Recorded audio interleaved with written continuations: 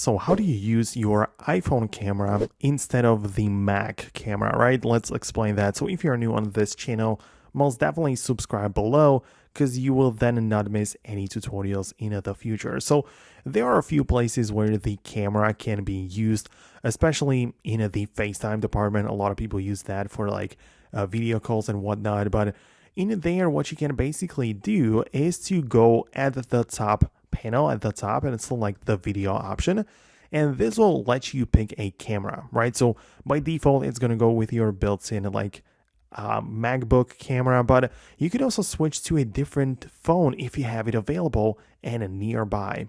So this just means that if you use the same Apple ID, like both the iPhone and your computer belong to you, like they use the same Apple account, you should be able to see it right here and just simply switch to that device and use the camera of that phone, right? So you don't use the lower quality MacBook camera, but you're using the high quality of your iPhone camera for things like FaceTime and perhaps even other things as well.